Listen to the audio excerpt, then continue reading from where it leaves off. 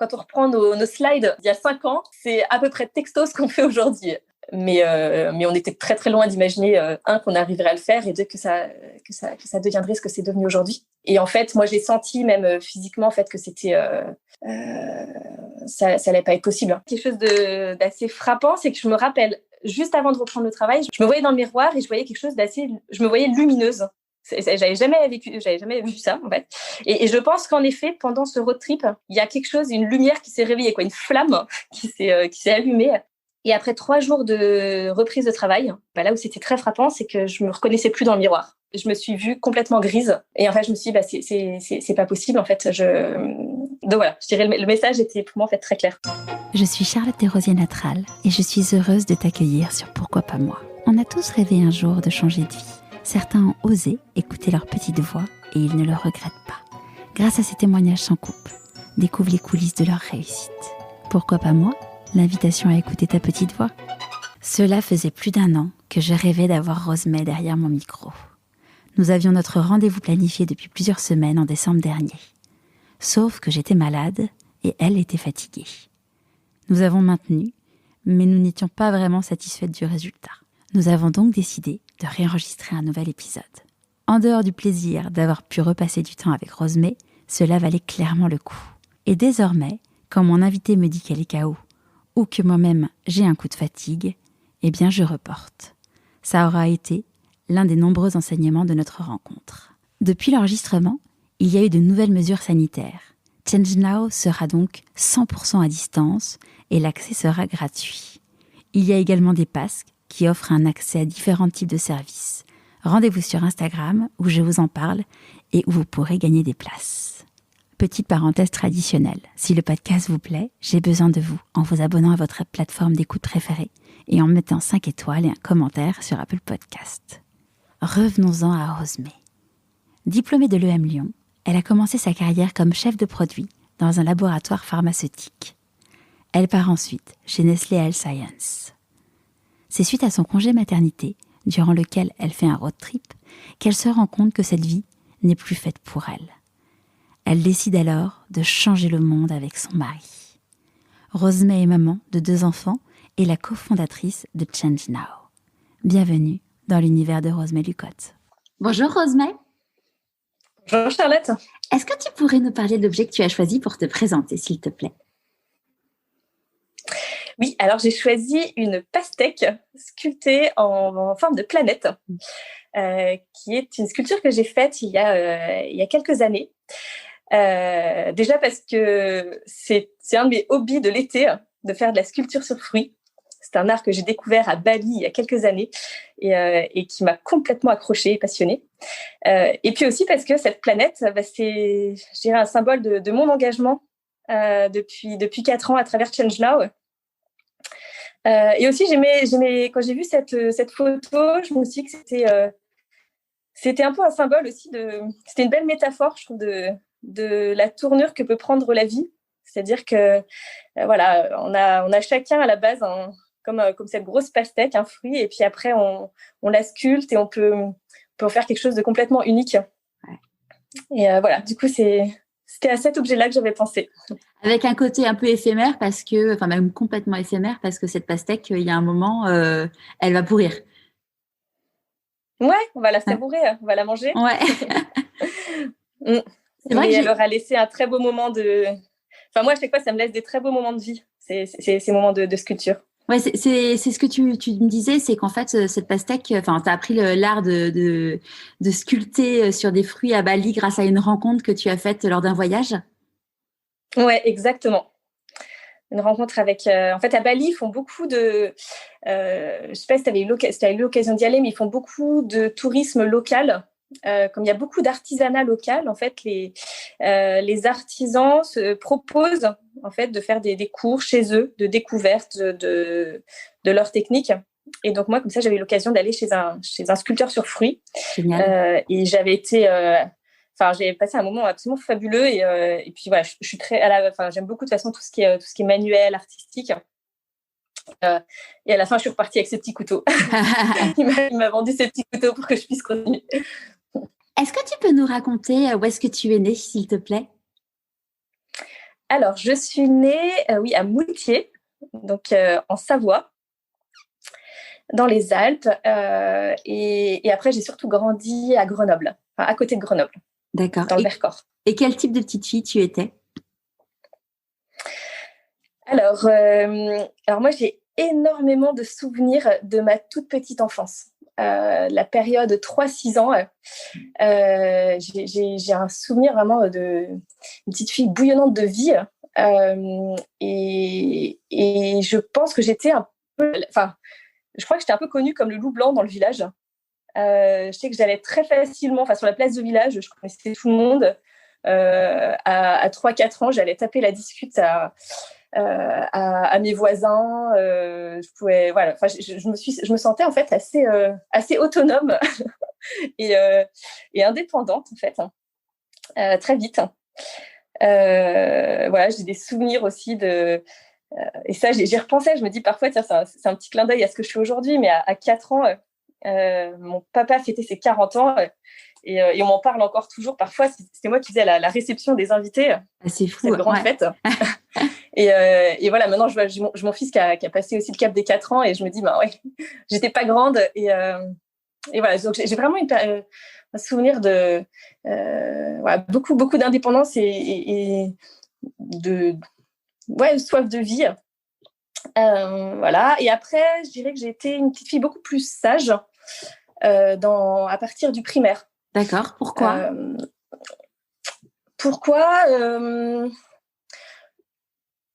disons, je pense que déjà, j'ai quitté au niveau scolaire, j'ai changé d'école. Je suis passée de l'école de village à une école de ville. J'ai quitté aussi tous mes amis. Et je pense que j'étais un peu déboussolée. Et du coup, je pense que je me suis beaucoup raccrochée en fait à peut-être ce qu'on attendait de moi, ou en tout cas aux standards de l'école. Et voilà, j'avais des bonnes notes, etc. Et du coup, je pense que je me suis beaucoup plus raccrochée à ça, à faire ce qu'on attendait de moi. Ouais. Est-ce qu'on peut dire que voilà. tu rentrais plus dans la norme? Ouais, voilà, je pense que je suis ce côté très indépendant et très créatif a été un peu mis de côté. Ouais. Et avant du coup que tu rentres entre guillemets dans la norme, c'était quoi tes rêves de petite fille? Alors, moi, je me rappelle d'une chose que... Enfin, déjà, j'avais plein d'idées, plein de projets. Je sais même avec les copines, on avait 3, 4 ans, 5 ans max. Franchement, j'avais plein d'idées, de projets à faire de cours à donner. Enfin, voilà. Et puis, mais sinon, le truc qui me faisait rêver, ça reste un peu dérisoire, mais c'était de tenir un bureau de tabac. D'accord.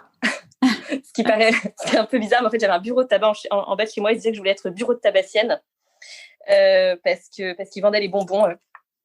Ils vendaient des bonbons, des jouets, et moi, il tenait sa petite boutique, et je trouvais ça... Enfin, voilà, j'aimais beaucoup aller là-bas. Donc voilà, je dirais, si je dois me dire qu'est-ce que je voulais faire quand j'étais toute petite, c'était ce métier-là qui me faisait... que j'idéalisais. Mais voilà, c'était vraiment toute petite, et après... après, je dirais plus tard, moi, c'est plus tout ce qui touchait à la bio qui m'a toujours beaucoup touchée.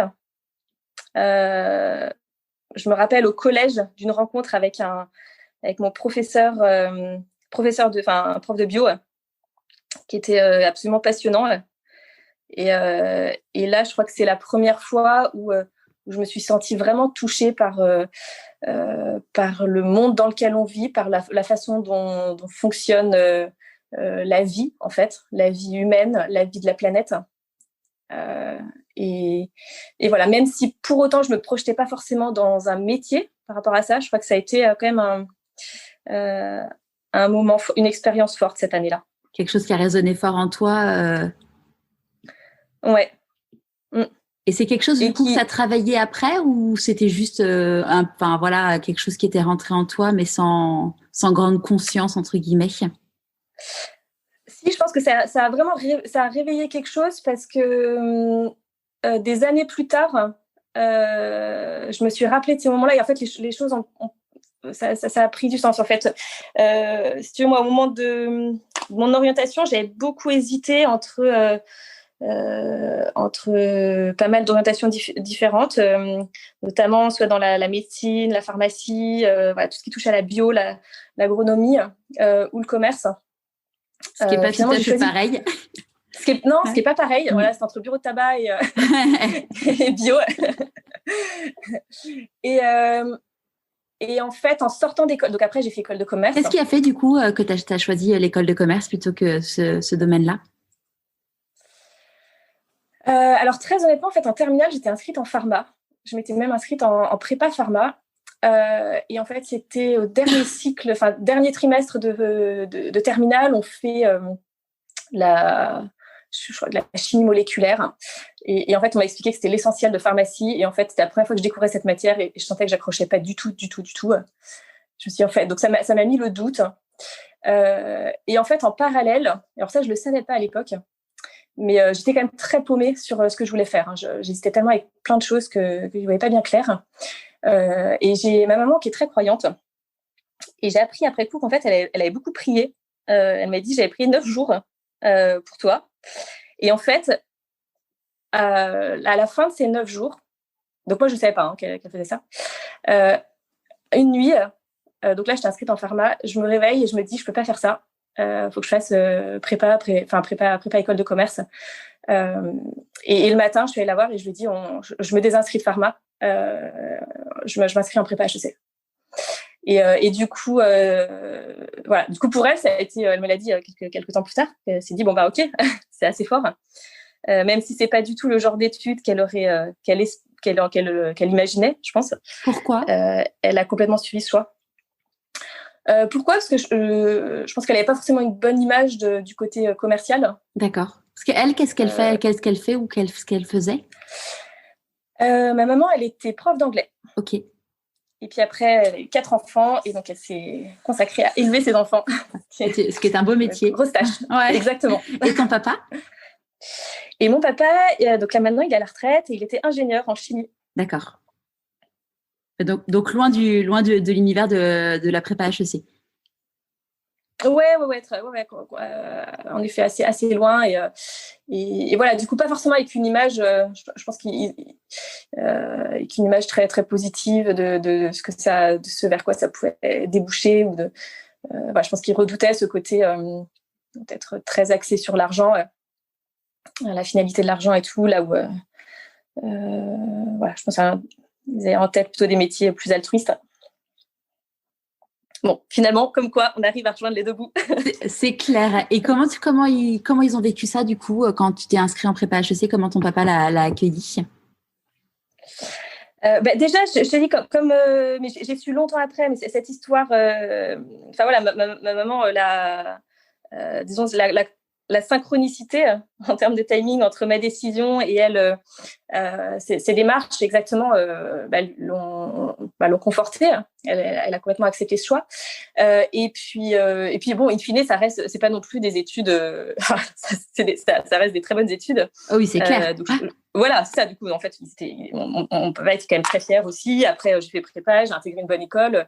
Voilà, je pense qu'ils étaient aussi très fiers quand même. Oui. Et quand du coup quand tu as intégré l'EM Lyon, à ce moment-là, j'imagine tu as dû faire une spécialité finance, marketing ou commerce. Qu'est-ce qui s'est passé pour toi? Alors moi, ces années d'école ont été des grosses années de réflexion parce que voilà, je m'étais inscrite là parce que je sentais qu'il y avait il y a des choses plein de sujets qui m'attiraient et en même temps ce côté je dirais recherche de l'argent avant tout qui quand tu rentrais en école de commerce, le premier cours qu'on a eu c'était sur la mission d'une entreprise. Première question, c'était quelle est la mission d'une entreprise, et réponse du professeur, c'était to maximize profit. Donc moi ça a été ok, je me suis dit ok, qu'est-ce que je fais là, est-ce que c'est vraiment ça que je veux, est-ce que c'est ce but là que je veux poursuivre dans ma vie? Et donc en fait moi la période d'école de commerce a été vraiment une période de quête, de remise en question, où j'étais un peu perdue, Et du coup, j'ai testé pas mal de choses. J'ai fait de la pub, j'ai fait de l'audit. Je voulais pas forcément rentrer dans les cases. Et par exemple, au début, je voulais pas faire de marketing parce que j'ai l'impression que c'était trop je dirais une case classique. Et puis finalement, en fait, je fais un stage d'études en marketing sur des produits cosmétiques. Et en fait, j'ai beaucoup aimé le métier. Et après, moi, ma réflexion a été comment j'arrive à faire ce métier avec quelque chose qui a quand même du sens pour moi. Et en fait, c'est là que tout s'est allié. C'est qu'en fait, à travers mes réflexions, je suis revenue à cette passion, enfin cet intérêt très très fort pour la bio, pour le vivant. Et du coup, je me suis orientée vers le secteur de la santé. Et donc, j'ai fait du marketing dans la santé. Et j'ai adoré ce que j'ai fait. En vrai, j'ai appris énormément de choses. C'est un secteur qui m'a passionnée. Et je rebondis là sur ce que tu disais sur ton professeur qui disait le cours sur la mission. Vous êtes chez Change Now, vous êtes une entreprise à mission? Oui, en tout cas, on s'est constitué comme tel. C'est-à-dire, avant tout, notre objectif n'est pas de faire du profit. Notre objectif est d'avoir un impact positif. Donc ça, c'est quelle est la mission de Change Now? Elle est d'accélérer le changement vers un monde durable, d'accélérer les solutions qui changent le monde. Et après, on cherche en revanche un modèle économique viable pour pouvoir mener nos actions. Parce que vous êtes une entreprise. Vous êtes une entreprise, ouais. Ouais, on est en statut entreprise avec dans les statuts, c'est indiqué que les bénéfices sont reversés pour la mission, etc. Bon, même si il faut déjà un certain temps avant de. Pour l'instant, le sujet n'est pas au niveau des bénéfices, hein, mais. Ouais, ça sera le sujet d'après. Mais oui, en tout cas, c'est clairement avec cette vision de l'entreprise qu'on a créé Change Now. D'accord. Et donc, du coup, ta carrière professionnelle, donc tu commences dans un labo pharmaceutique. Tout se passe très bien. À quel moment tu as une grande prise de conscience, en fait, sur le fait que c'est plus ce que tu as envie de faire? Ouais, alors donc oui, en effet, moi ça se passe super bien. En vrai, vraiment j'aime beaucoup et ce que je fais, le métier, le secteur dans lequel je travaille. Je travaille sur des produits en plus que je trouve super intéressants. Je lance une nouvelle gamme d'huiles essentielles. Donc je me forme aux huiles essentielles. Je travaille sur des produits de pédiatrie naturelle. Je travaille sur des gels hydroalcooliques d'ailleurs. Ouais. Le leader des gels hydroalcooliques à l'époque, il est peut-être toujours d'ailleurs, je sais pas là en ce moment, il y en a tellement. Mais voilà, j'étais arrivée au moment de la grippe H1N1, donc je dirais notre répétition de la situation actuelle, qui finalement ne s'est jamais transformée en pandémie, mais qui avait donné lieu à une utilisation massive des gels hydroalcooliques. Donc j'étais arrivée aussi sur ce sujet-là, c'était hyper intéressant. Donc voilà, ça me plaisait énormément. Et aussi l'entreprise me plaisait beaucoup. C'est que c'était une entreprise familiale, assez paternaliste, avec un homme en fait à la tête qui avait repris cette entreprise, qui l'avait redressée et qui restait en fait à la tête de cette entreprise. On était tous les lundis en discussion avec lui sur les décisions stratégiques. C'était quelqu'un d'assez charismatique. Et voilà, du coup, je savais pourquoi je faisais ça, pour qui je le faisais. Et en plus dans une équipe qui était avec des collègues et je m'entendais vraiment très bien. Donc ça pendant 2 ans ou 3 ans. Et puis après il y a eu un changement dans l'entreprise, c'est que mon PDG qui était aussi féru d'aviation a eu un accident d'avion et donc il est décédé. Et du jour au lendemain, du coup, on n'avait plus notre patron. Ça a été après vendu à un fonds d'investissement et je dirais déjà la mentalité a changé. Voilà. Et puis après, au bout d'un moment, j'ai fait aussi mon temps et j'ai rejoint. J'ai eu une autre opportunité. Donc j'ai rejoint la filiale santé d'une multinationale sur un projet qui semblait assez passionnant. Et là, je me suis retrouvée complètement dans un autre type d'entreprise, pas du tout paternaliste, complètement capitaliste. Et là, je me suis vraiment pas retrouvée dans ce modèle-là. Et quand tu dis que tu t'étais pas retrouvée, même dans le laboratoire, donc Cooper, où tu étais avant, bon, j'imagine que ça a dû être quand même quelque chose de très difficile à vivre humainement, de perdre cet homme que tu admirais et qui vous montrait le bon chemin pour l'entreprise, et puis professionnellement, parce que comme tu disais, quand c'est un fonds qui reprend, on va dire que les règles du jeu changent. Toi, comment du coup tu as vécu tout ça? Je dirais, moi, pendant un temps, je l'ai vraiment vécu aussi je dirais, en mémoire de tout ce qui a été construit. Il y avait aussi une vraie fidélité vis-à-vis de l'entreprise. La volonté que ça continue bien. Donc, pendant un certain temps, en vrai, je suis restée très, très attachée à l'entreprise. Et puis, voilà, au bout d'un moment, au bout de plusieurs années, bon, je pense que j'avais besoin aussi de voir autre chose. Et puis finalement, ce qui m'accrochait à fond au début, je le retrouvais moins. Donc voilà, après, quand j'ai eu cette autre opportunité, je me suis dit, bon, il y a peut-être un besoin d'un souffle nouveau. Voilà. Et quand du coup, chez Nestlé Health Science, quand tu as commencé et que tu t'es rendu compte que que c'était pas vraiment là où tu étais à ta juste place, entre guillemets, est-ce que tu as eu des symptômes physiques ou des choses comment tu t'es sentie pour te dire qu'en fait, ça le faisait pas? Oui, en fait, disons, j'avais senti, il y avait des choses, moi, il y avait quelque chose qui m'avait assez vite marqué, c'était de voir je dirais, je suis arrivée sur un nouveau projet qui avait été proposé je pense qu'il avait été validé par la direction, mais même c'était une direction monde, quoi. C'était vraiment un projet mondial, mais avec des chiffres, qui étaient sur un secteur qui n'était pas le secteur de l'entreprise, qui était le secteur d'où je venais moi, l'OTC, et avec des chiffres qui me paraissaient assez déconnectés en fait de la réalité du terrain. C'est quoi l'OTC? L'OTC, c'est over the counter, c'est les produits vendus en pharmacie sans ordonnance. Voilà, les médicaments vendus en pharmacie sans ordonnance. Et donc, voilà, première chose qui m'a interpellée, c'est qu'en fait, il y avait des objectifs, et je pense que c'était nécessaire d'avoir de tels objectifs pour qu'un projet passe, mais en même temps, ils étaient déconnectés pour moi je voyais pas comment c'était réalisable, en fait, sur le terrain. Et ça s'est, je dirais, ça s'est vérifié après. Mais du coup, on devait travailler vraiment très, très, très dur pour essayer de courir après des chiffres qui étaient, je dirais, qui avaient été mis dans un tableau Excel. Et en fait, moi, je suis tombée enceinte au bout de, je suis tombée enceinte et à ce moment-là, j'avais une visite médicale du travail et le médecin, comme j'avais beaucoup de transport, m'avait prescrit 1 jour de télétravail. Et en fait, rien que ça m'a fait beaucoup de bien. Et c'est là que j'ai senti qu'en fait, on cravachait tout le temps, on s'arrêtait jamais. Et ce jour de télétravail me faisait une bouffée d'oxygène.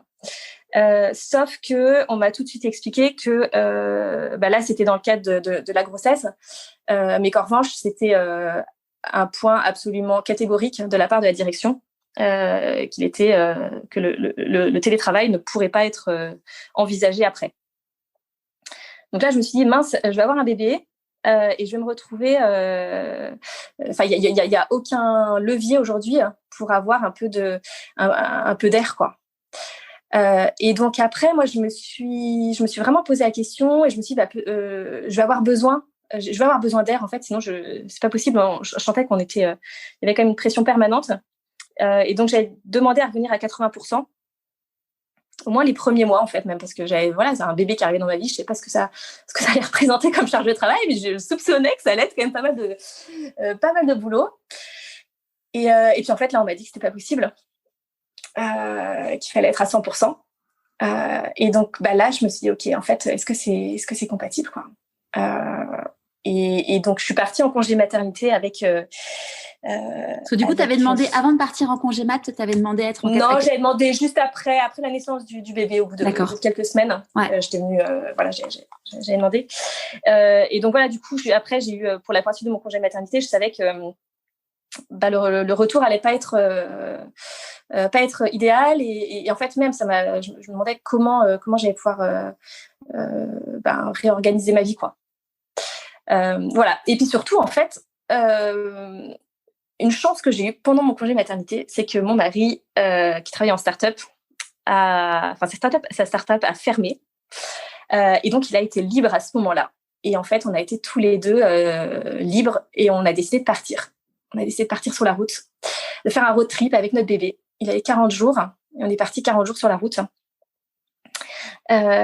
Et là, même si du coup, j'avais ces questions qui beaucoup d'interrogations sur la suite, j'ai un peu mis ça de côté et on a décidé de vivre cette période-là à fond.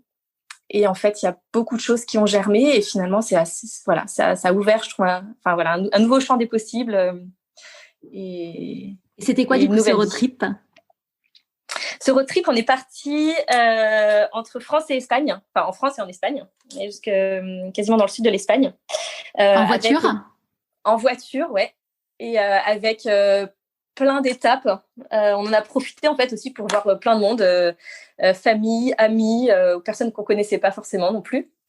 Voilà, plein d'étapes. Et en fait, on s'est rendu compte que à chaque étape, il y a un moment, ça nous a frappé. On s'est dit, mais en fait, à toutes les étapes qu'on a fait, on a rencontré que des personnes qui ne sont pas dans des cases, qui sont sorties des sentiers battus, qui ont inventé leur vie. Voilà, des amis qui avaient complètement changé de vie, d'autres qui depuis le début avaient inventé quelque chose complètement sur mesure. Et donc je crois que peu à peu il y a aussi plein de barrières qu'on sautait jusqu'au moment même où nous-mêmes on s'est dit, au début on faisait ce road trip avec quand même un programme. On savait à peu près combien de jours on partait, où est-ce qu'on allait dormir les nuits suivantes. Et puis à un moment, en fait, on savait plus. On s'est dit, mais en fait, et si on rentrait pas et on sait pas quand on rentre. Et en fait, tout d'un coup, notre vie est devenue très, très libre. Et là, c'était plus un voyage programmé, c'était une aventure. Et aventure avec, disons-le, avec un bébé de 40 jours, sachant que si ma mémoire est bonne, vous êtes parti l'été, donc dans le sud de l'Espagne, il fait quand même très, très chaud. Ouais. Et votre entourage, comment il a réagi quand vous avez dit on part avec notre bébé pendant en road trip dans la voiture ? Je pense qu'ils n'ont pas été très rassurés. Je sais qu'on a eu quelques discussions avec mes parents sur le fait qu'il fait quand même 40 degrés, pas loin des 40 degrés dans le sud de l'Espagne, là où on va. Mais je dirais, nous, en vrai, ça ne nous a pas du tout arrêté. On s'est dit, ils font bien des bébés dans le sud de l'Espagne. Ouais, comme en Afrique, hein, ouais. Ouais, voilà. Donc, en fait, on s'est dit, pourquoi nous, ils pourraient vivre que en France ? Non, ça marche pas. Donc voilà, on s'est renseigné en gros sur comment, quand même, quelles sont les précautions à prendre par rapport au soleil et à la chaleur. Mais vraiment, voilà, on était assez confiants en fait. Et puis je pense que voilà, finalement, quand on est toujours assez déterminés, et je pense que du coup, voilà, on pouvait pas tellement nous arrêter sur ce projet-là. Génial. Et donc au final, vous êtes partis combien de temps ? Et en fait, au final, on est vraiment partis 40 jours. Et en fait, finalement, la date de retour a coïncidé à peu près avec celle qu'on avait prévue initialement, mais de manière naturelle, en fait. Il y a un moment, c'était assez... On avait envie de rentrer parce que ça y est, il y avait des projets qui étaient en train de se dessiner. Et voilà, du coup, le timing a coïncidé, mais je dirais là non pas de manière imposée, mais vraiment par la force des choses. Et c'est quoi, du coup, ces projets qui se préparaient ? Change Now. En fait, moi, mon mari il m'avait parlé de Change Now déjà quelques semaines avant. Et lui, c'était un projet qu'il avait en tête depuis un certain temps. Et quand il m'a décrit un jour son projet, un soir, je lui ai fait mais waouh. C'est quoi alors du coup pour ceux qui connaissent pas, ouais, c'était quoi? Et le projet, c'était de se dire et si on faisait un grand rassemblement, on rassemble tous ceux qui ont envie de changer le monde tous ceux qui sont en train d'innover partout dans le monde. Et on fait venir à eux des investisseurs, des grands groupes, des médias, du public. Et on fait en fait cette grande vitrine mondiale de l'innovation positive pour donner envie de s'engager sur ces sujets et pour permettre à tous ceux qui sont en train d'innover d'avoir beaucoup plus de soutien. Donc, voilà. Donc en fait, en vrai, quand on reprend nos slides d'il y a 5 ans, c'est à peu près texto ce qu'on fait aujourd'hui. Je dirais l'idée était vraiment là. Ouais. La vision était vraiment là. Mais on était très très loin d'imaginer qu'on arriverait à le faire et deux que ça deviendrait ce que c'est devenu aujourd'hui. Mais voilà, du coup, pendant une partie de notre road trip, justement, j'avais dit à Santiago qui passait aussi des entretiens pour rejoindre d'autres boîtes. Je dis mais en fait, prenons le temps de creuser ce sujet à fond. À un moment, il avait un poste pour être CEO d'une start-up en Espagne sur qu'est-ce que c'était pour les parkings. Tout. Je dis mais qu'est-ce que tu veux, tu veux ouvrir des parkings en Espagne ou tu veux changer le monde? C'est pas pareil. Voilà, c'est quoi l'ambition? Et donc là, on s'est dit, ok, on y réfléchit vraiment sérieusement. Lui, il avait quelques mois de chômage, pas beaucoup, mais je crois qu'il avait 4 mois de chômage. Il m'a dit, dans ce cas, je vais les consacrer à ça. Et donc voilà, pendant notre road trip, on avait vraiment commencé à mettre à plat ensemble les slides, la vision, le projet, pour qu'après on puisse continuer à le creuser. Génial.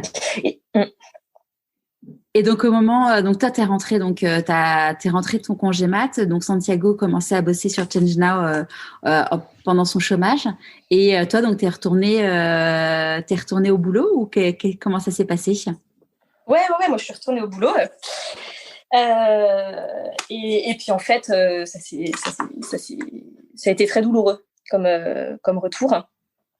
Voilà, j'ai très bien compris qu'en effet, il y avait besoin d'être à fond. Et en fait, moi, j'ai senti même physiquement en fait que c'était ça allait pas être possible. Qu'est-ce qu'il disait ton corps? Ouais. Donc oui, en fait, quelque chose d'assez frappant, c'est que je me rappelle juste avant de reprendre le travail, je me voyais dans le miroir et je voyais quelque chose je me voyais lumineuse. J'avais jamais vu ça en fait. Et je pense qu'en effet, pendant ce road trip, il y a quelque chose, une lumière qui s'est réveillée, une flamme qui s'est allumée, et je la voyais en fait. Je sentais qu'elle m'éclairait quoi. Et après 3 jours de reprise de travail, là où c'était très frappant, c'est que je me reconnaissais plus dans le miroir. Je me suis vue complètement grise. Et en fait, je me suis dit, c'est pas possible. En fait, voilà, ça, c'est pas possible. Donc voilà, je dirais le message était pour moi en fait très clair. Ouais. Donc le reflet du miroir. Et je reviens juste en arrière quand tu disais sur le fait que dans votre trip, vous avez rencontré des amis, de la famille et que des personnes qui étaient en dehors des sentiers battus. Comment vous l'avez vécu? Vous vous êtes dit, est-ce que vous vous êtes dit pourquoi pas nous? Est-ce que vous vous êtes dit ils ont de la chance? Comment vous avez appréhendé ça? En fait, je crois pas que je l'ai rattaché forcément à nous. C'est plus que je trouvais ça génial. J'étais super contente pour eux, en fait. Et en fait, c'est plus que au bout d'un moment, nous aussi, ce chemin de liberté, il s'est ouvert à nous. Et en fait, je crois que j'ai ressenti ce qu'ils avaient dû vivre eux aussi. Et je sentais qu'en effet, ça sonnait vachement juste, quoi. Et donc voilà, je dirais que c'est finalement assez normal. En fait, c'est plus que le fait d'avoir vu aussi plein de monde qui était sorti des sentiers battus et qui réussissait, ça marchait, leur vie était belle, quoi. Ça m'a pas du tout fait peur, en fait, d'imaginer aussi, nous, qu'on puisse complètement réimaginer notre vie. Ouais, ça avait un côté, entre guillemets, rassurant. Ouais, rassurant. Et nous aussi, il y a cette aventure-là qui se dessine pour nous. Elle est complètement différente des autres, mais c'est presque c'est peut-être la nouvelle norme en fait finalement de enfin, ça devrait être la norme en fait de se créer sa vie sur mesure. C'est une phrase que j'aime beaucoup là, que j'ai lue récemment. Quelqu'un qui disait on est tous comme des originaux, mais beaucoup meurent comme des photocopies. Ah, c'est chouette, ouais. Et voilà, je pense qu'en effet, là, on redevenait des originaux. Ouais, on est tous différents. Quand on est petit, et plus on grandit, plus on rentre dans la vie d'adulte, et plus on veut rentrer dans des cases et on se perd soi-même, en fait. Ouais, voilà, on va chercher ce que le monde, ce qu'on pourrait faire, le champ des possibles dans un monde qui existe, alors qu'en fait, on a déjà tout en nous, quoi. Ouais, c'est clair. Et donc du coup, là tu te vois grise dans le miroir, tu te dis c'est pas possible, je suis en train de me perdre. Du coup, qu'est-ce que tu fais? Du coup, en fait, assez vite, j'en parle à ma responsable. Je lui explique la situation. Après, voilà, il y a des politiques de groupe, donc c'est pas forcément accueilli avec. En tout cas, d'un point de vue, je ne sais pas après humainement, mais d'un point de vue politique de groupe, ça a été compliqué. Donc ça a été plusieurs mois de discussion. Mais bon, voilà, in fine, t'as réussi à partir. J'ai pu prendre mon envol, ouais. Et comment vos familles et amis proches ont réagi, parce que mine de rien, du coup vous quittiez tous les deux une vie entre guillemets stable, bien rangée, pour une aventure, surtout sur quelque chose qui n'existait pas. Comment ça s'est passé? Ouais, écoute, c'est vrai que récemment on revoyait des photos. Et en fait, on s'est dit, mais ils ont été fous de nous laisser faire ça. Comment on avait... on voyait des photos de notre fils qui avait 1 an. Et en fait, on n'avait toujours pas lancé le premier événement de Change Now, parce qu'il y a eu quand même beaucoup de travail souterrain. Et on s'est dit, mais comment ils nous ont laissé faire ce projet? Ça a dû... Après, je pense qu'on était quand même vraiment sûrs de... Enfin, pas sûrs de nous, mais assez déterminés. Et puis aussi, je pense qu'ils ont vu, moi, à quel point c'était le retour à la vie d'avant n'était pas possible. Donc voilà, je dirais le fait que la reprise ait été si douloureuse envoyait aussi un message clair. Et donc, ils étaient même peut-être contents qu'il y ait d'autres perspectives. Oui, c'est clair.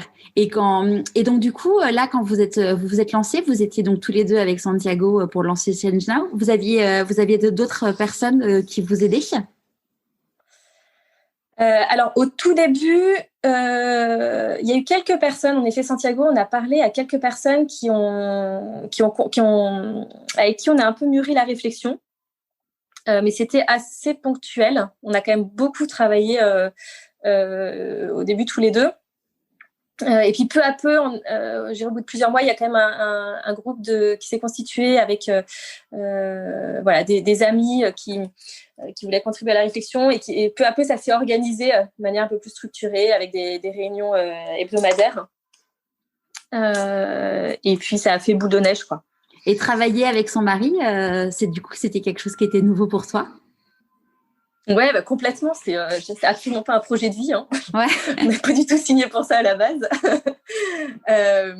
Mais en fait, ça s'est fait, je dirais, à notre grande surprise, à tous les deux. Je crois, ça s'est fait. Ça a été plutôt une évidence qu'autre chose, en fait. C'est-à-dire que, je pense qu'on a appris. Déjà, ça faisait quand même des années qu'on se connaissait. Et je dirais, il y a 10 ans plus tôt, je pense que ça aurait été impensable. Mais mine de rien, on a appris aussi à communiquer ensemble, on a appris à... Enfin voilà, on se connaît. Hein. Et finalement, je pense que ça nous a aidé à pouvoir communiquer aussi dans le travail. Et en fait, ça a été... je pense qu'on a été un peu tous les deux surpris quand on a commencé à réfléchir au projet ensemble, de voir à quel point ça se faisait naturellement et que même fallait qu'on le fasse ensemble, quoi. Qu'on s'aidait, en fait, on s'aide énormément, et il y a une complémentarité qu'on ressentait. Et comment vous vous êtes dispatchés, du coup, les missions l'un et l'autre? Alors franchement, on n'a pas du tout cherché à processer quelque chose. Franchement, on a fait au feeling, comme ça venait. Il y a des choses sur lesquelles on était tous les deux impliqués. On a tous les deux contacté des intervenants. Voilà, on a tous les deux fait du démarchage, etc. C'est plus en avançant dans le projet qu'il y a une fois qu'il a fallu créer une structure, que là, on a commencé à se répartir des rôles, et même plus vis-à-vis des autres personnes de l'équipe pour savoir à qui s'adresser dans tel et tel sujet. Donc voilà, on n'est pas du tout parti au début avec une idée en tête d'organisation. Et donc, le premier événement, il a eu lieu quand alors ? Et donc, le premier événement a eu lieu en septembre 2017 à Station F, qui venait d'ouvrir, donc avec l'ambition d'être le plus grand campus de start-up du monde, capacité d'accueil de 1000 startups. Et nous, on s'était dit justement, et là, on avait déjà on est 3 associés en fait dans Change Now. Notre 3e associé était déjà aussi avec nous. Qui est-ce du coup le 3e associé ? Il s'appelle Kevin. Kevin, c'est quelqu'un qu'on avait rencontré. En fait, Santiago a fait l'INSEAD, un MBA à l'INSEAD. Moi, j'étais aussi allée vivre à Fontainebleau là-bas à ce moment-là. Et on s'est rencontrés là-bas tous les 3. Et là, en fait, on s'était dit, ce genre de sujet, il faut qu'on les sorte des endroits, qu'on casse un peu les codes, qu'on arrête de parler des sujets environnementaux et sociaux dans des endroits périphériques, en boîte cagette recyclée. Bon, je catégorise un peu, mais en fait, c'est ça, c'est l'avenir. Là, on parle de l'avenir du monde. Il faut être dans les plus hauts lieux de l'innovation. Et donc, en fait, ça c'était une évidence avec ce nouveau lieu qui ouvrait, que c'était un super message à envoyer de pouvoir créer le Change Now là-bas.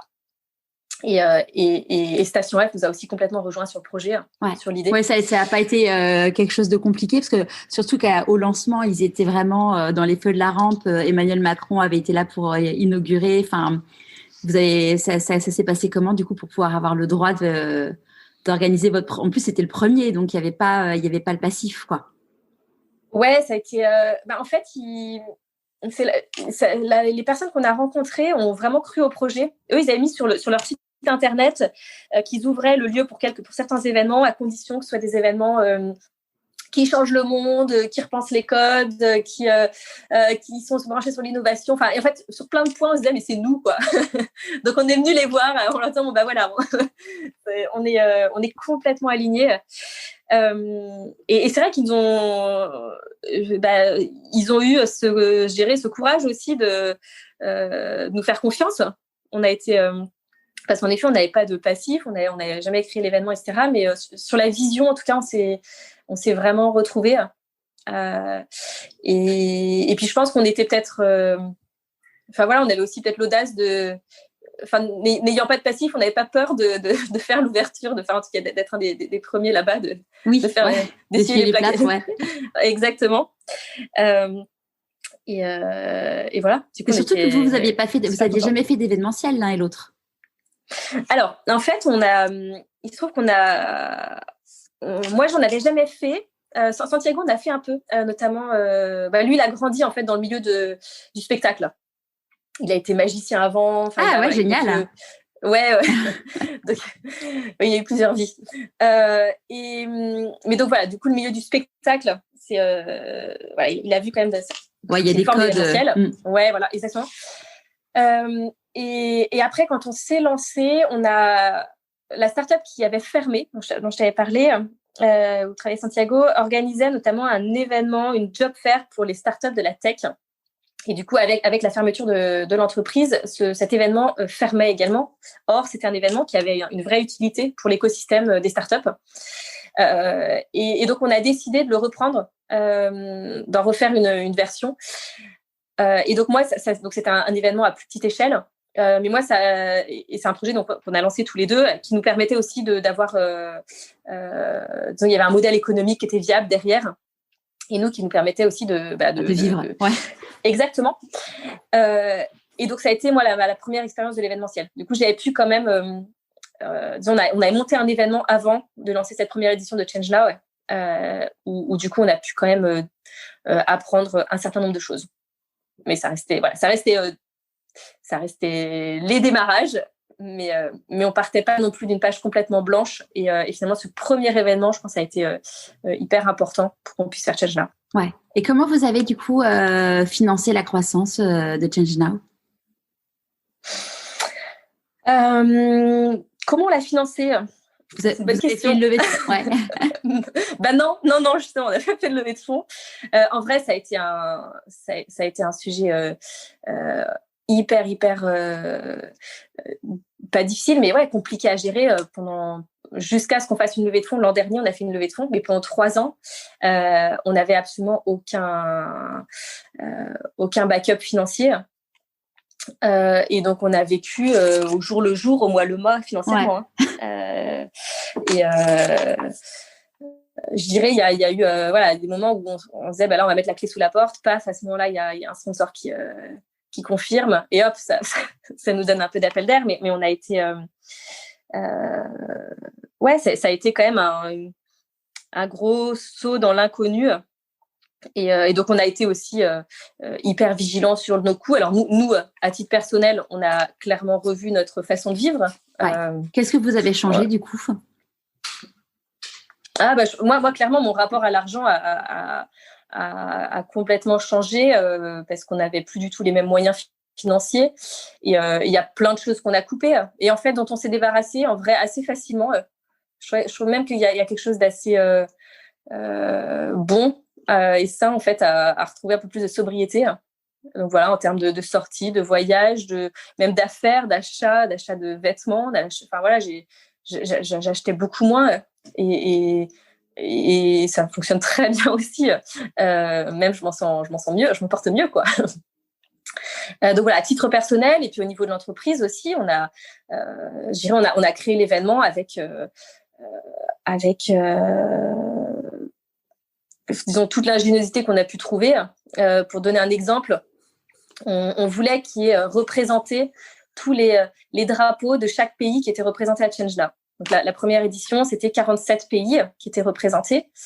Ça, quand on en a parlé à notre agent, à notre directeur de production, il nous a dit, mais ça c'est au moins 10 à 15 000 euros. Ah, c'est très, très cher, un drapeau. On le sait pas. Je sais même pas comment je sais ça, mais je sais qu'un drapeau, ça coûte, ça coûte une fortune. Ça peut coûter très cher, toute l'installation, la scénographie et tout ça. Et on s'est dit, non, mais c'est pas possible, on peut pas faire ça. Santiago a trouvé sur Internet des drapeaux à coudre. On les a commandés. Il y a ma belle-mère qui nous a aidé à coudre les drapeaux. On a acheté des tringles et des socles. Et en fait, on a tout fabriqué nous-mêmes. Et le truc, et voilà, pour beaucoup moins, enfin pour très très peu d'argent, on a fait quelque chose qui m'a rendu très quali. En vrai, même le Dirprod était impressionné du rendu que ça pouvait avoir. Voilà, disons, après, on a aussi, nous, beaucoup challengé, en fait, certains codes de l'événementiel où, chaque ligne ne coûte pas forcément 10 000 euros.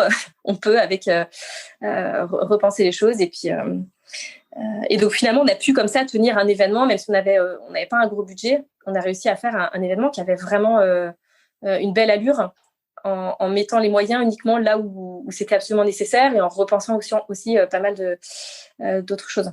Et donc, du coup, à quel moment vous vous êtes dit il faut qu'on fasse ou on a besoin d'avoir une levée de fonds? On savait que en fait, on a pour la 3e édition, en fait, on savait qu'on en avait besoin. En fait, depuis le début, ce projet, on s'est dit le lieu rêvé pour faire ça serait le Grand Palais.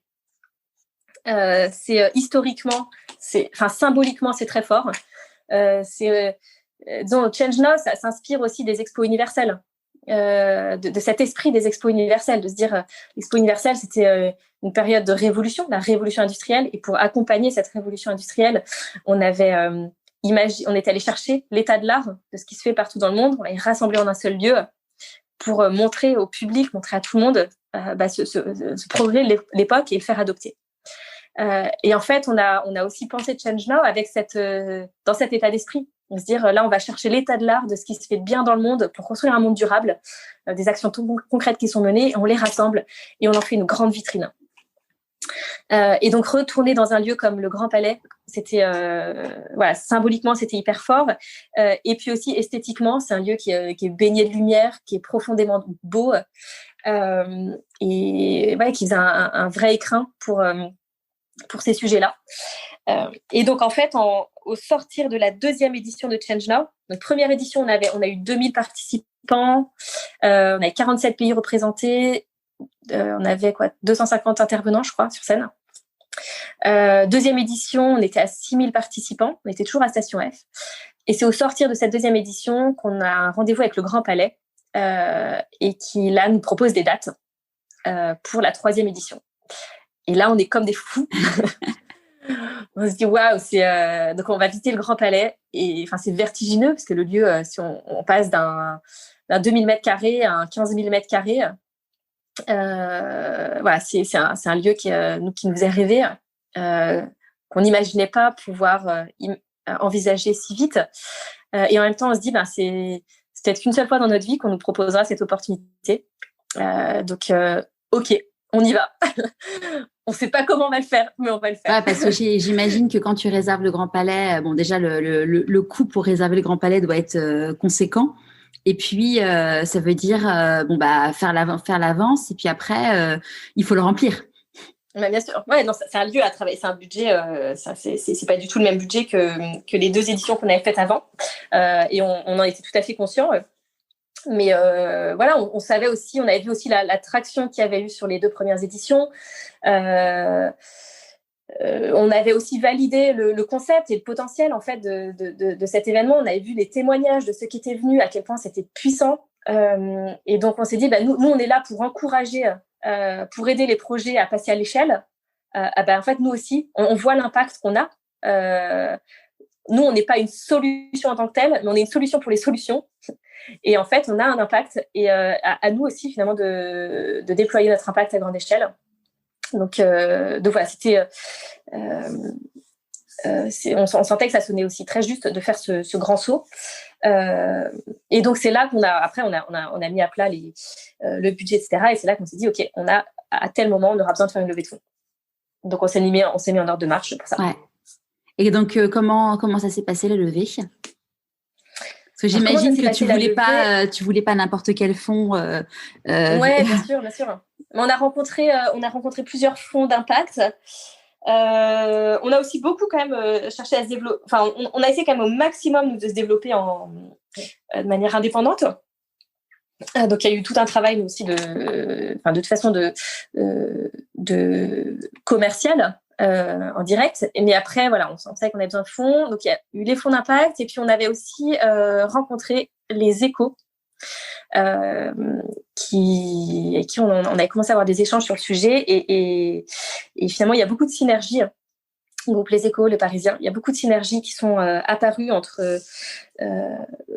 ce qu'on pouvait faire ensemble, je dirais au-delà d'une levée de fonds, en fait, des synergies industrielles, des synergies de visibilité média, de mise en avant de contenu, etc. Et du coup, c'est finalement auprès du groupe Les Échos, Le Parisien, qu'on s'est orienté. Génial. On s'est tourné. Donc là, ça s'est passé comment du coup l'édition? Donc c'était de 2020 au Grand Palais. Ouais, c'était fin janvier 2020 au Grand Palais. Et écoute, ça a été une édition exceptionnelle. Enfin, on s'est dit, mais je sais pas si un jour on revivra ça dans notre vie. On vivra, on va avoir plein d'autres éditions, mais celle-là était assez dingue parce qu'on l'a vraiment portée à bout de bras. En fait, on était une petite équipe, hein. Donc on avait commencé à structurer une équipe. Vous étiez combien? On était une dizaine. D'accord. Et après, à l'approche de l'événement, bien sûr, il y a plus de monde. On s'est entouré d'agences, etc. Mais vraiment, pour porter le projet, on était une dizaine. Et on sentait que c'était même presque pas normal, en vrai, qu'un projet aussi qui devenait aussi grand soit porté par aussi peu de personnes. Et même parfois, moi, je me disais, mais pourquoi nous? Pourquoi moi? D'ailleurs, c'est ton podcast. Hein. Pourquoi pas moi? C'est pourquoi moi?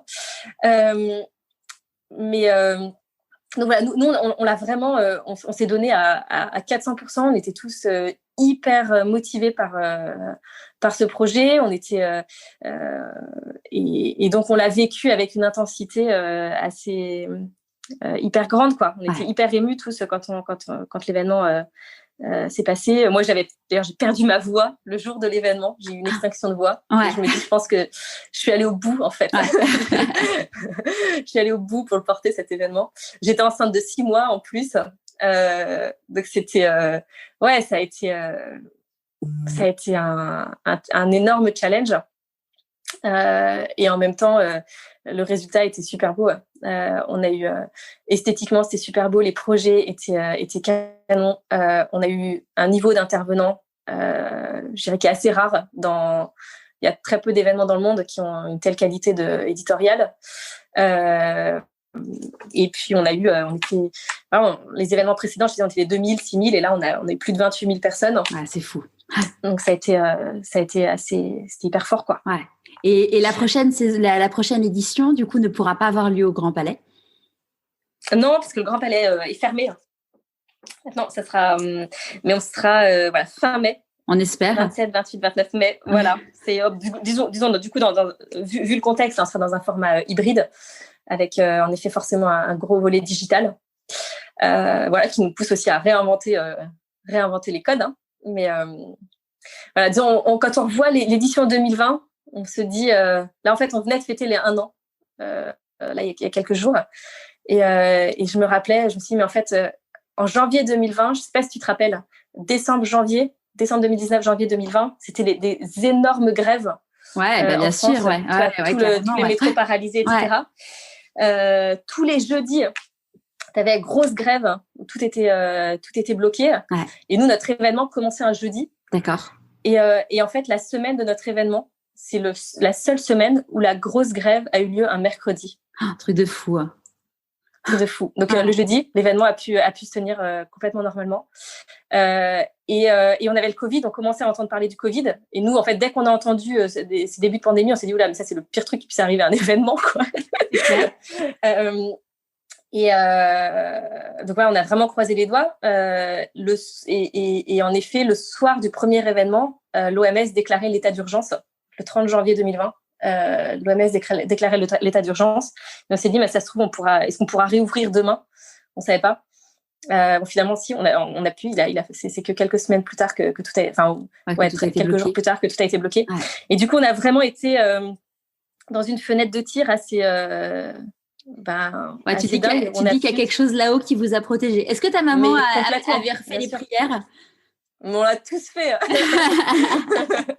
Il n'y avait pas qu'elle, là. On était. On était. Je pense qu'il fallait qu'il se passe cet événement. Et même, je dirais, notre parcours, là, il a été semé d'embûches. Et finalement, je pense qu'il fallait que.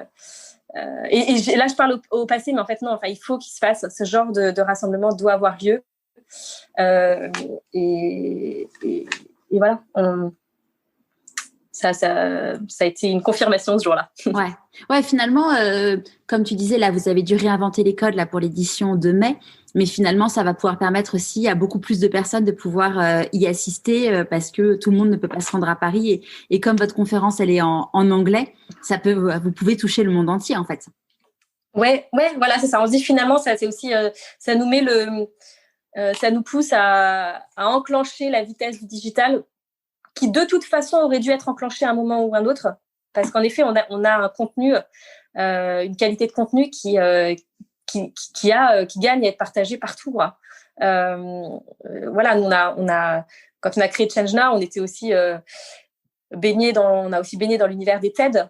Ouais. Bah oui, c'est exactement ce à quoi j'étais en train de penser. Ouais, exactement. Ouais. Bah, c'est vraiment dans cet esprit-là. Le contenu de Change Now, c'est aussi du contenu, c'est assez dynamique, c'est des formats assez courts, mais avec du partage d'expériences ou d'actions très concrètes. Et ça gagne à être diffusé. Donc, on savait qu'à un moment, le digital allait être un levier à activer. Ouais, ça vous a forcé à y aller, quoi. Donc voilà, du coup, on se dit, prenons le côté positif des choses, ça nous met le pied à l'étrier. C'est sûr. Et là, du coup, donc ça va être digital et physique. Donc là, où est-ce qu'il va avoir lieu? Donc, le Grand Palais, en fait, ouvre un nouveau lieu qui s'appelle le Grand Palais éphémère sur le Champ de Mars, qui est une structure qui est conçue pour 4 ans jusqu'au JO Paris 2024, qui hébergera en fait une partie des JO. Et donc, c'est dans ce lieu-là on continuera de faire Change Now. Super. Donc, un lieu aussi pareil, le Champ de Mars, un lieu… Mais exactement, voilà, on est devant la Tour Eiffel. Ouais, et nous, d'ailleurs, on s'était dit, si c'est pas le Grand Palais, c'est le Champ de Mars. Donc, voilà. Ouais. C'est bon. Ça sera fait. On y est. Ouais. C'est quoi la réussite pour toi? La réussite, la réussite, c'est juste de sentir qu'on est à sa place, quoi.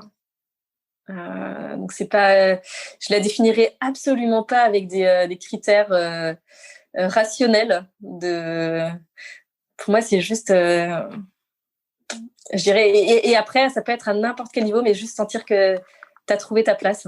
Ouais. Hier soir, je participais à une conférence par Mouvement Up. Je ne sais pas si tu connais ce média. Ouais, et la journaliste me posait la question de savoir justement, c'était une conférence sur le sens, la quête de sens. Et elle me disait comment on se sent quand on est à sa place. Toi, tu répondrais quoi à cette question? Ben, je sais pas, tu te sens… tu te regardes dans le miroir et tu vois de la lumière. Non, c'est ouais, tu te sens heureux. Je pense que tu te sens heureux, tu te sens hyper motivé. Alors, ça veut pas dire que tu l'es hyper… Tu es à la balle tous les jours. Hein, ah bon mais tu… Je suis déçue. mais tu te sens… ouais, tu te sens bien, quoi. Ouais, je pense que c'est vraiment un ressenti intérieur, ouais. Qu'est-ce que tu penses que la petite Rosemée de 6 ans dirait si elle te voyait aujourd'hui? Je pense qu'elle serait passionnée, enfin, elle aurait hâte, en fait, de voir toutes les aventures qui se passent dans cette vie. Ouais, je pense qu'elle aurait des étoiles dans les yeux, de se dire, ouais, il va se passer tout ça. À 6 ans, c'était le moment où je passais en CP, le moment où peut-être, justement, une partie de la flamme commençait à s'éteindre. Et ouais, je pense que ça la ravirait. Ouais, super. Qui dit choix dit renoncement. C'est quoi à toi tes renoncements? Qui dit choix dit renoncement. Ouais. Qui c'est qui dit ça? C'est ce qu'on dit dans la vie. Ouais, je sais pas. Franchement, en fait, je suis pas. En vrai, elle résonne pas trop en moi cette phrase, parce qu'en fait, il y a des. Je dirais quand il y a. Ouais, on fait des choix, mais en fait, j'ai pas eu l'impression. On renonce à des choses et pourtant, c'est pas un sacrifice quand le choix il sonne juste. Donc, elle me parle pas trop cette phrase pour être honnête. Il y a pas de souci. Enfin, je trouve pas ça. En fait, je trouve pas dans le sens renoncement, il y a quelque chose de douloureux. Moi, j'y vois. J'ai eu plein de renoncements, mais c'est pas des choses qui me manquent pour autant. C'est quoi les plus grandes difficultés que tu as eu à gérer du coup dans ce mouvement vers Change Now? Je pense que c'est le doute. Hein. Le doute vis-à-vis de moi-même. Très clairement quand même, parce que c'était voilà, moi j'avais jamais fait d'événementiel, l'entrepreneuriat je connaissais pas non plus, c'est très très différent. Enfin, je dirais moi je m'étais beaucoup raccrochée pendant des années en fait à des standards, voilà, avoir être bon élève, avoir des critères presque, t'es un peu évalué, ça te fait un retour et tout ça. Et là, tout d'un coup, en fait, entrepreneur, mais on s'en fiche, quoi. T'as personne qui vient t'évaluer, tu fais ta vie. Et en fait, finalement, t'es un peu, ouais, je me suis sentie un peu perdue au début, un peu déboussolée et le doute de savoir, est-ce que je suis la bonne personne pour faire ça? Est-ce que je suis à la hauteur? Et ouais, il y a sûrement plein de gens qui connaissent, qui ont beaucoup plus d'expérience que moi dans ce qu'on fait. Donc voilà. Ouais, et en même temps, je pense qu'en fait, ça sonnait pour pas mal d'autres raisons. Je pense que c'était à nous de le faire, ce projet. Ouais. C'est pourquoi tu penses que c'était à vous de le faire?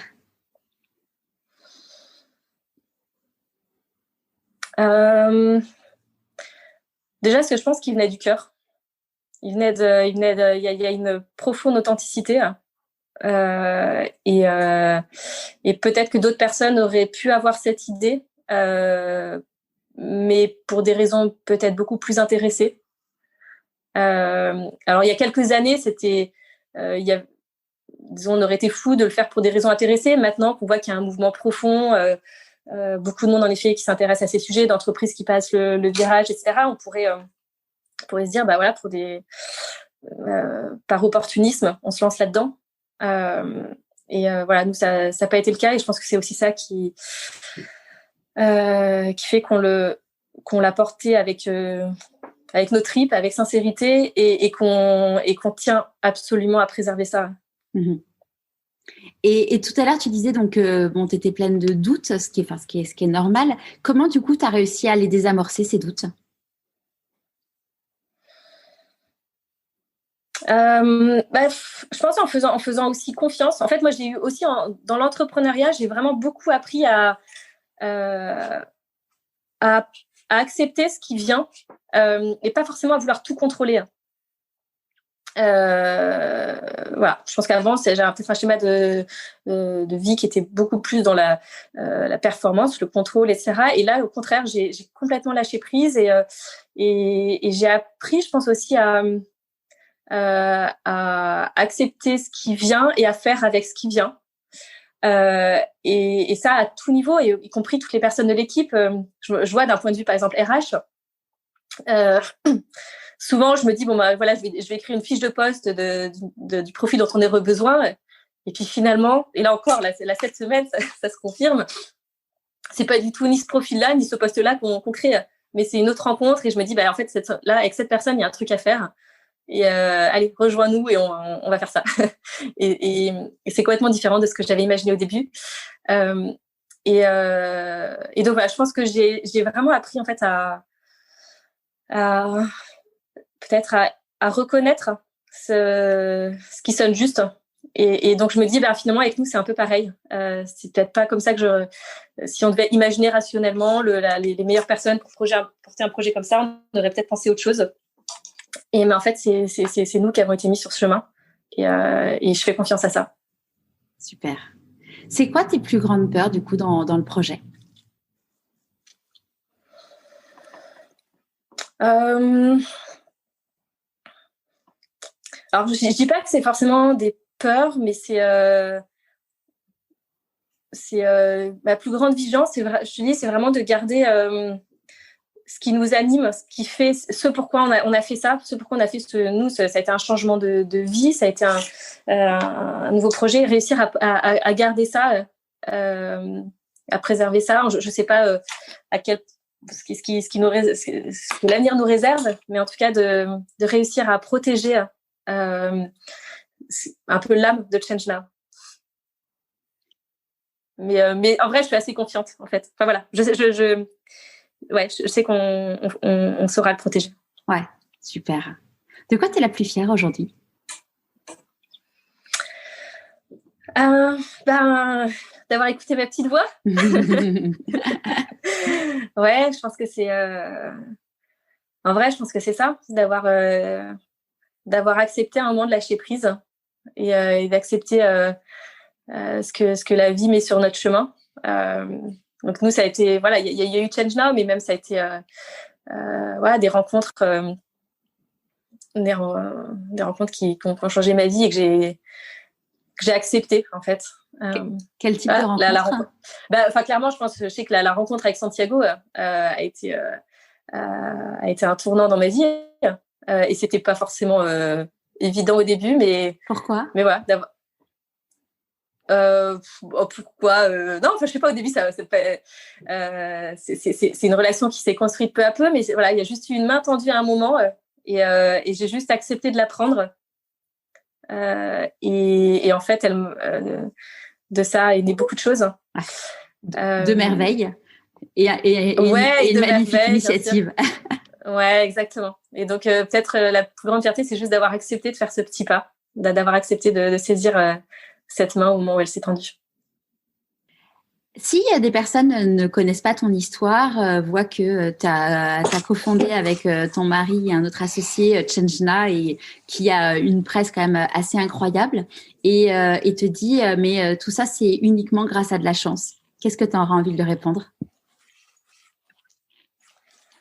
Alors déjà, je me demanderais pourquoi, si on me dit ça en disant, bah voilà, si la personne me dit ça dans l'idée que voilà, ça a été facile, je répondrais que je pense que j'ai vécu moi aussi les plus dures années de ma vie. Hein.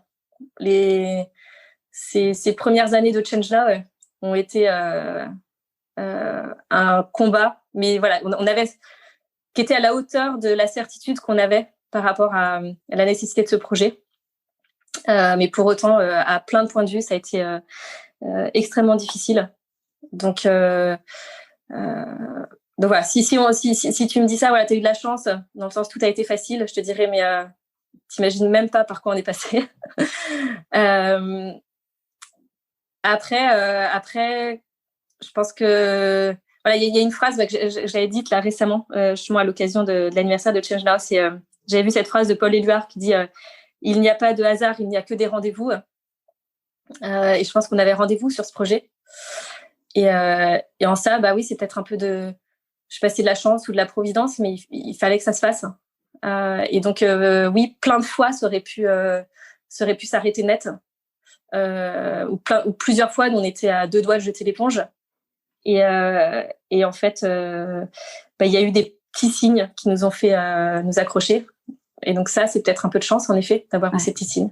Et puis, c'est aussi potentiellement tu m'avais dit que c'était aussi également des personnes de l'équipe qui, justement, quand vous aviez des petits coups de mou qui étaient là justement pour vous dire on ne peut pas arrêter. Ouais, voilà, ça a été ça pouvait être des personnes de l'équipe, mais des fois où on se disait, là, il nous manque tous les deux, on peut pas tenir. Et puis là, il y a des personnes qui nous contactent pour nous dire on a vu le projet, on a envie de vous aider, de vous rejoindre sérieusement. Génial, merci, c'est ce dont on a besoin. Enfin, voilà, ça a été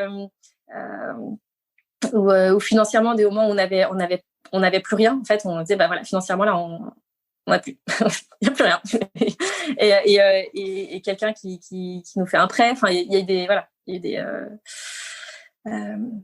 il y a eu les aides, mais je pense souvent les aides sont arrivées quand on est allé quand même au bout de ce qu'on pouvait donner. C'est un peu le fais tout ton possible, Dieu fera l'impossible. C'est Valérie Pastre que je diffuse d'ailleurs ce matin, qui est comédienne et qui a aussi fait des grands projets sportifs, notamment le rallye Aïcha des Gazelles. Et elle racontait voilà que pour faire ce rallye ça coûte beaucoup de sous, et donc la première année elles se sont dit on va le faire. Au bout d'un an elles n'ont pas eu les moyens financiers de le faire, donc elles ont dit c'est pas grave, on le fera l'année prochaine. Et elles étaient, je crois, à une semaine du départ du rallye, et il leur manquait 8 000 €, ce qui est quand même pas neutre.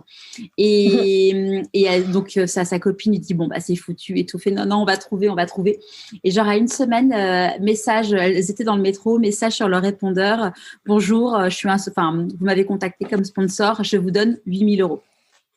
Et tu dis mais c'était le montant exact de ce dont elles avaient besoin, et tu te dis c'est quand même fou. Enfin moi j'ai eu un truc mais complètement. Et en fait ça, quand ça arrive, pour moi ça fait partie des clins d'œil de la vie où tu dis ok, c'est qu'il faut le faire. Enfin ça sonne trop juste. Moi il est arrivé quelque chose d'un peu, en fait juste avant Change Now, la première édition, on apprend 48 heures avant le début du montage que les installateurs, les équipes de Céno, Mobilier, etc., nous disent qu'en fait, ils n'ont jamais travaillé avec nous, ce qui est vrai, qu'ils ne nous connaissent pas, et que du coup, ils veulent qu'on paye cash 100%.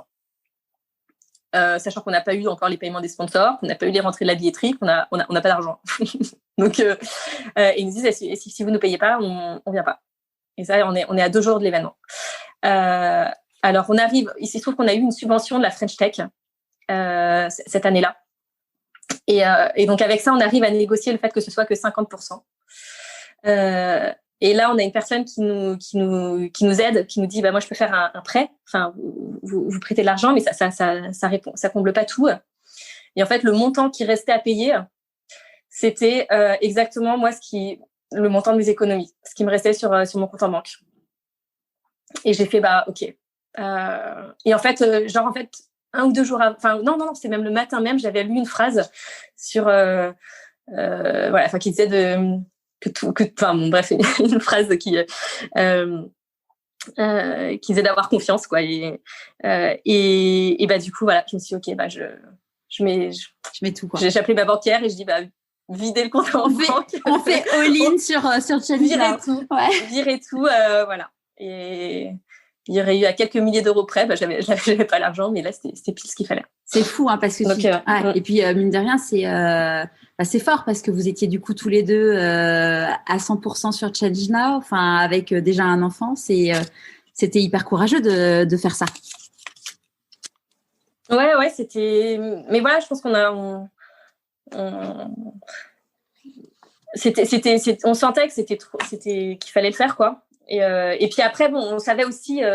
normalement, après, on a les sponsors qui nous payent, etc. Hein, donc mais voilà, là, c'était pile la disponibilité de trésorerie qu'on pouvait activer. Ah, génial. Est-ce qu'il y a un conseil que tu aurais aimé qu'on te donne et du coup que tu voudrais donner aujourd'hui? Alors, moi, il y a un conseil qu'on m'a donné que j'avais trouvé très juste au début où je me lançais dans l'entrepreneuriat. Donc ça, c'est un conseil pour ceux qui veulent se lancer enfin, même en vrai, qui s'adresse à tout le monde, en vrai. On m'avait dit de ne jamais négliger une rencontre. Et en effet, j'ai souvent repensé à cette phrase parce qu'en effet, c'est souvent des rencontres dont on attend le moins que naît le plus de choses. Et parfois, on attend beaucoup d'une rencontre, d'un partenariat ou quoi, et finalement, maintenant, ça va pas se faire. Soit ça, mais il y a d'autres choses au contraire qui germent. Donc vraiment, ne pas négliger une rencontre. C'est le même conseil qu'a donné Claire Desmarais-Poirier, qui est la fondatrice de l'Amande Verte. Je ne sais pas si tu la connais. Je la connais pas, mais c'est un très bon conseil. Ouais. Et Claire, elle a monté l'Amande Verte. C'est un café librairie. Et ils ont également une plantation pour faire des tisanes bio en Bretagne. C'est une personne qui prône énormément tout ce qui est retour à la vie, j'allais dire urbaine, mais non, surtout pas rurale. Et là, elle vient de se présenter pour être présidente de la région Bretagne. C'est une femme assez exceptionnelle et en effet elle disait comme toi que en effet il y a des rencontres où elle dit parfois on te dit appelle le cousin du cousin du cousin du cousin de machin et que tu te retrouves là en mode bonjour, on m'a dit de vous appeler, et que c'est souvent là de là que naissent les plus belles choses. Ouais, complètement. C'est quoi tes prochains défis? Mes prochains défis, là, ça va être de réinventer un nouveau format d'événement. Ouais. Et puis, alors, personnellement, j'ai un nouveau road trip en vue. Et sinon, professionnellement, je pense qu'il faut aussi qu'on arrive, moi, à travers ChangeNow, qu'on arrive à mobiliser tout au long de l'année. Donc là, on est en train vachement de réfléchir à plein de projets de diversification. On en a plein. Et moi, tout particulièrement, je suis très sensible à l'engagement des jeunes, l'engagement des talents, en fait. Comment parce que moi, il y a un truc qui me rend un petit peu très triste, c'est de voir, alors même si ça c'est en train de changer, hein, mais de voir que quand on sortait d'école, les élèves les plus brillants vont finir dans des postes qui n'ont pas forcément d'utilité réelle sur des sujets. Toi, tu te retrouves, je sais pas, en marketing sur je vais pas donner d'exemple, j'ai pas envie de froisser qui que ce soit. Mais voilà, comment est-ce qu'on mobilise en fait aujourd'hui massivement les gens, tout le monde et en particulier les gens brillants, brillants et pas brillants, mais en soi que les talents, tout l'investissement que mettent les écoles dans la formation des gens, retombe sur la société dans un sens positif, quoi. Donc voilà, gros sujet là-dessus pour activer tout ça. Pour activer tout ça. Et comment tu gères toi aujourd'hui ta vie, parce que du coup donc tu as 2 enfants dont un qui est quand même tout petit. L'événementiel c'est quand même quelque chose de très qui prend beaucoup de temps, et puis en plus dans cette période vous avez dû vous réinventer. Comment tu fais? Je sais pas, je fais comme tous les parents. je m'arrange. Non, en vrai, si tu veux, j'étais beaucoup moins confiante sur ma capacité à gérer une vie de famille dans le carcan que j'avais avant, où je n'avais pas du tout la liberté de m'organiser comme je voulais, où genre imaginer parler d'une journée de télétravail était juste impensable, où j'avais des temps de trajet imposés, des horaires imposés, je devais rendre des comptes et je réfléchissais 2 semaines avant pour demander le moindre jour de congé. Là, je suis libre en fait. Donc ouais, je travaille sûrement plus qu'avant, même beaucoup plus. Mais en fait, je m'organise comme je veux. Si un jour, si j'arrive à me libérer un créneau pour aller chercher mon petit à la sortie de l'école à 4h, mais il est ravi comme tout et très bien. Et je retravaille derrière ou je le couche tôt et je travaille le soir. Mais en fait, je suis libre d'organiser quand même mon emploi du temps. Et du coup, je suis en fait, je trouve beaucoup plus à même de jongler avec le fait d'élever des enfants et de créer une belle vie pour eux. Je suis beaucoup plus à même de le faire, je trouve, avec cette situation-là. Ah, super. À qui as-tu envie de dire merci et pourquoi avant qu'on se quitte? Plein de monde. Mais ouais, moi, à mes proches, à Santiago de m'avoir tendu la main il y a X années, à ma famille. Je suis aussi très très inspirée par mes grands-parents et qui sont plus là. Là maintenant, ça y est, là j'ai ma dernière grand-mère qui est décédée cette année. Et à tous les 4 qui sont là, de là-haut, j'ai envie de leur dire un grand merci parce qu'ils nous ont transmis beaucoup de choses. Super. Merci beaucoup, Rosemée. Et puis, on te souhaite évidemment tout le meilleur pour cette nouvelle édition de Change Now. Et puis, on suivra tout ça, sachant que il y a pas mal certains de mes invités qui ont déjà participé à Change Now. Je pense à Mathieu Torder ou Daniel Bouin. Donc, peut-être qu'il y en aura d'autres qui rejoindront l'aventure Change Now. Avec plaisir. Merci beaucoup. Merci, Charlotte. À bientôt. À bientôt. J'espère que ce nouvel épisode vous aura plu. Pour gagner des places pour l'événement Change Now, rendez-vous sur Instagram. Si vous avez envie de changer de métier, découvrez mon livre qui vient de sortir. Et si je changeais de métier, aux éditions Mango. Et je vous donne rendez-vous jeudi prochain pour un nouvel épisode de Pourquoi pas moi.